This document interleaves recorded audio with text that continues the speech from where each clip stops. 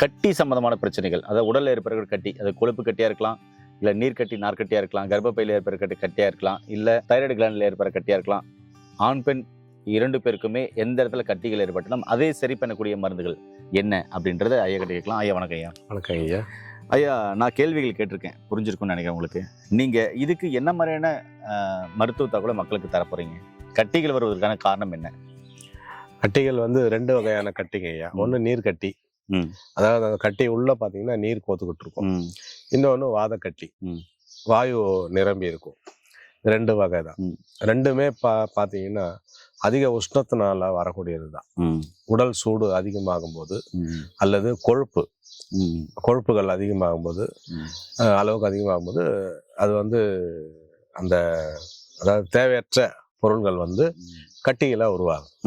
உடல்ல உள்ள கழிவுகள் தான் அந்த கட்டியா மாறுது. அது ஒரு டைப். மொத்தத்துல நம்ம உடல் உஷ்ணம்தான். உடல் உஷ்ணத்தை குறைச்சி தேவையற்ற கழிவுகள் தேங்காத அளவுக்கு உணவு முறையை நம்ம நல்ல சத்தான உணவுகளா இயற்கையில விளைந்த பொருட்களா வச்சுட்டு சாப்பிடும்போது இந்த கட்டிகள்லாம் வந்து நாளடைவில் இது முயற்சி பண்ணிக்கிட்டே அதை ஃபாலோ பண்ணும்போது குறைய ஆரம்பிச்சிடும். நம்ம கட்டிகளுக்கு உண்டான மருத்துவம் எடுக்கும்போது அந்த மருந்து தான் நம்ம எடுத்துக்கிறோமே அப்படின்னு சொல்லிட்டு கொஞ்சம் அசால்ட்டா தேவையற்ற உணவுகளை எடுக்கும்போது அது ஒரு காலமும் சரியாகாது. அப்படியே சரியானாலும் திருப்பியும் ரிப்பீட் ஆகிடும், திருப்பியும் வரும். அதனால வாழ்வியல் முறையை உணவு முறையை சரி பண்ணிக்கிட்டு இது கூட எடுக்கும்போது ஒரு முறை இது சரியாச்சுன்னா திரும்ப வராது. அதுதான் நமக்கு ரொம்ப முக்கியம். இப்போ கண்ணுக்கு தெரிஞ்சு வெளியே இருக்கிறதெல்லாம் பார்க்குறோம். நான் நிறைய பேஷண்ட்டை பார்த்துருக்குறேன். அவங்களுக்கு பார்த்தீங்கன்னா உள்ள வந்து கட்டி ரொம்ப முத்தி 4வது டிகிரி 4th ஸ்டேஜ் தாண்டி வந்த பிறகு தான் ஃபைண்ட் அவுட் பண்ணுறாங்க.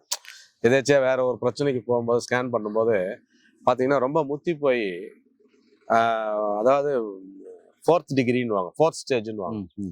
அந்த ஸ்டேஜில் தான் அவங்க கண்டுபிடிக்கிறாங்க. அதுக்குள்ள என்ன ஆயிடுதுன்னா உயிருக்கு பங்கம் வந்துடும். அதனால விளையாட்டா நினைக்க வேண்டாம். இவங்க வந்து அந்த வாயை அடக்கிறதே கிடையாது. கண்டதை வெளியே வாங்கி சாப்பிட வேண்டியது. Packed food, pre packed food, அதாவது ரெடிமேடு வாங்கிட்டு வந்து என்ன பண்ணுறாங்க, அப்படியே பிரித்து தவால போட்டு சூடு பண்ணி பரோட்டா சப்பாத்தி எல்லாமே ரெடிமேடு. இதெல்லாம் அவாய்ட் பண்ணுங்க. பதப்படுத்தப்பட்ட உணவுகள், பேக்கெட் பண்ணது இதெல்லாம் அவாய்ட் பண்ணுங்க. தேவையற்ற இந்த தீங்கு விளைவிக்கக்கூடிய கட்டி, தீங்கு விளைவிக்காத கட்டி எதுவாக இருந்தாலும் நமக்கு ரிஸ்க் தான். நம்ம சொல்கிறோம் தீங்கு விளைவிக்கக்கூடியது தீங்கு விளைவிக்காததுன்ட்டு. தீங்கு விளைவிக்காமல் இருந்தாலும் அது ஒரு சிம்டம், நம்ம உடம்புல இருக்கிற பாதிப்பை காமிக்கிற ஒரு அறிகுறி.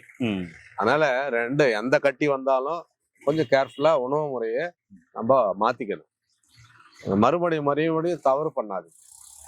தெரியாம வந்துடுச்சு, ட்ரீட்மெண்ட் எடுக்கிறோம், மருந்துகளை எடுத்துக்கிறோம். திரும்பவும் அந்த தவறை பண்ணாம அவங்கவுங்க உடம்பு அவங்கவுங்க தான் பார்த்துக்கணும். ஐயா, அதுக்கு உங்ககிட்ட இருக்கிற மருந்துகள் என்னையா? ஆமாங்க ஐயா. இது வந்து பாத்தீங்கன்னா ஆண் பெண் இருபாலா இருக்கும். இது பொதுவான கழலைன்னு சொல்லுவாங்க கட்டியை. எந்த வகையான கட்டி நமக்கு மேல இருக்கிற எக்ஸ்டர்னல் இன்டர்னல் எங்க இருந்தாலும், மூளையில இருந்தா கூட இதை வந்து கரைச்சி எடுத்துரும். மூளையில இருந்தா கூட கரைச்சி எடுத்துரும். அந்த அளவுக்கு வேலை செய்யக்கூடியது. ஆண் பெண் இருபாலாரும் எடுத்துக்கலாம். குறிப்பா பெண்களுக்கு கருப்பை கட்டிகள் அப்படின்னும் போது அது நம்ம வேற கொடுப்போம். இது வந்து பொதுவா வரக்கூடிய அந்த ஓடு கழலை, அங்கங்க வரக்கூடியது எல்லா கழலைக்கும் எடுத்துக்கலாம். ஆண் பெண் இருப்பாளா. இது எப்படி எடுக்கிறது ஐயா? இது வந்து நம்ம குடிநீர், நம்ம கஷாயம் முன்னமே சொன்ன மாதிரி ஒரு 300 ml 100 ml சுண்டை காய்ச்சி வடிகட்டி இது 10 கிராம் அளவு போடணும். 10 கிராம்னா 2 டீஸ்பூன் போட்டு 100 ml சுண்டை காய்ச்சணும். 300 ml 100 ml ஆக்கி 50 ml காலையில 50 ml மாலையில வெறும் வயிற்றுல எடுத்துக்கணும். இது வந்து நம்ம தேனில் குழைச்சி சாப்பிடலாம். சர்க்கரை வியாதி இல்லாதவங்க எடுக்கிறாங்கன்னும் போது தேனில் குழைச்சி சாப்பிடலாம். காலை இரவு 2 வேளை உணவுக்கு முன்னாடி ஒரு 1/4 ஸ்பூன் அளவு 1 கிராம் அளவு எடுத்துக்கலாம். அதே இப்போ கட்டிகளே உடம்புல ஏற்படக்கூடாதுன்னா என்ன மாதிரியான வீட்டு வைத்திய முறையை நம்ம பின்பற்றலாம்? கட்டிகளே ஏற்படக்கூடாதுன்னா கழிவுகள் இல்லாத, அதாவது குருதி ரத்தத்துல கழிவுகள் ஏற்படாத அளவுக்கு உணவு முறையா பார்த்து சாப்பிடணும். ஒன்று, வாரமானா திரும்பவும் சொல்றேன், எண்ணெய் தேய்ச்சி தலை குளிங்க, உடல் சூடை குறைங்க. உடல் சூடை குறைச்சாலே உங்களுக்கு பல பிரச்சனை சரியாகும். இதுல இன்னொரு ரகசியம் சொல்றேன். உடல் சூடு எரியறத புடுங்குனா கொதிக்கிறது அடங்குதுன்னுவாங்க.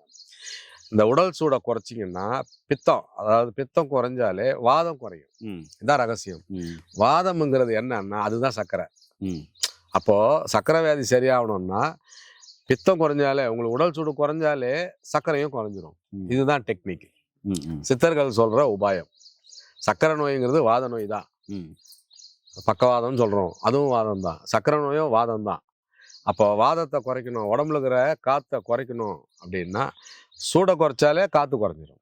சூடு அதிகமாச்சுன்னா காற்று அதிகமாகும், வாதம் அதிகமாகும். அப்போ நீங்கள் என்ன சொல்ல வரீங்கன்னா உடல்ல வாதம் பித்தம் சிறுத்தம் சமநிலையை வைக்கணும்னு சொல்லுவாங்க. ஆமாம், சமநிலை வச்சா நோய் இல்லைன்னு சொல்றீங்க. இப்போ இருக்கிற லைஃப் ஸ்டைல் ஓவர் டென்ஷன், பித்தம் அதிகமாகும், பித்தம் அதிகமாச்சுன்னா வாதம் அதிகமாகும், வாதம் அதிகமாச்சுன்னா சர்க்கரை வந்துடும், பிபி வந்துடும்.